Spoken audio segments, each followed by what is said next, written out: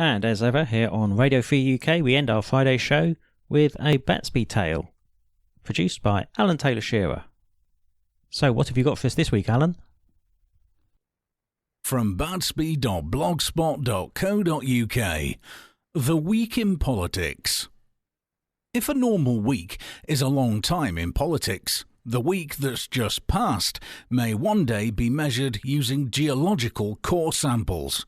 What with the kerfuffle around British affairs, not to mention the serial atrocities across Europe and the sheer intrigue of the Turkish situation, even Kim Kardashian's arse was relegated to a few meagre column inches in the back pages.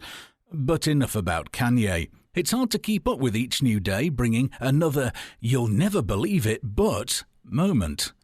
Being in journalism or politics right now is no job for the faint-hearted or weak-kneed. Definitely a time for the youngsters to demonstrate that the energy and vigour of their youth is not merely wasted on them. As for the old codgers, with the possible exception of Jeremy Corbyn, maybe time to move on? With Theresa firmly on the throne, her new cabinet growing into their roles, the old guard relieved of frontline duties, they can fade into the background. One such stalwart decided to take early retirement and announced, albeit to the ether, that he would not be contesting his seat for the next general election. Apart from the weekly surgery, he offloaded most of his other duties and prepared to retire to his constituency home. Still sprightly in his early 60s, he found a new interest in the life he had little time for during the past 2 decades and managed to play golf twice a week, relax in the garden, take country walks, and he even began to write his memoirs. He also found more time for the family and could often be seen looking after his grandchildren, playing the elder statesman to his own little dynasty. One evening, he took his wife off to an expensive, Michelin-starred restaurant in London to celebrate their wedding anniversary. During dinner, a slender, stunningly beautiful woman in her early 30s came over to the table, hugged the husband, gave him a lingering kiss, and whispered that she could meet him later if he wanted. His wife remained silent during the exchange. A politician's wife knows when to keep a dignified distance, but then glared at him and demanded to know, "Who the hell was that?" The old politician said, "What's the big deal? Surely you knew I kept a mistress."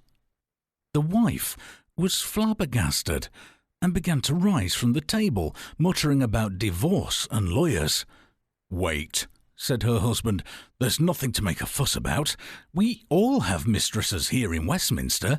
We work long hours away from home, and sometimes we just need to unwind. It's more of a business arrangement than anything." The wife was still seething and threatened to take him for every penny he was worth.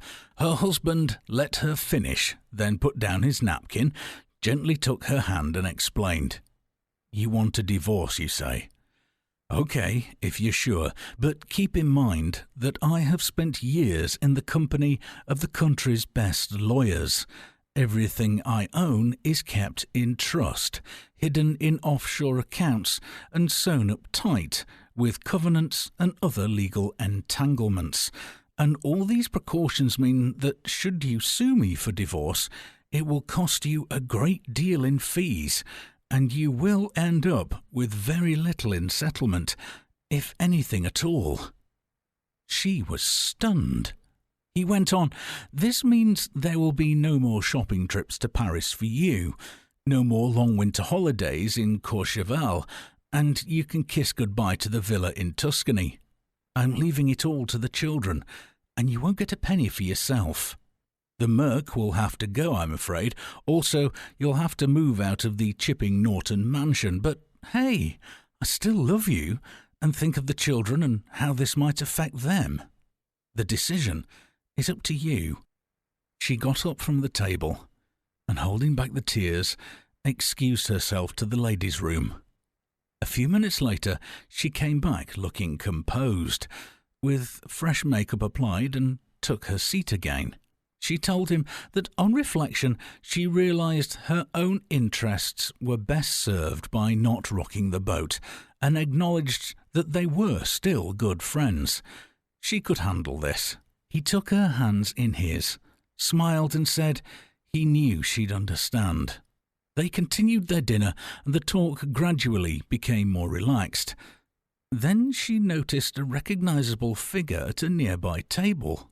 "Who's that young woman with Dominic Grieve?" she asked. The man looked over and said, "That's Dominic's mistress. I told you.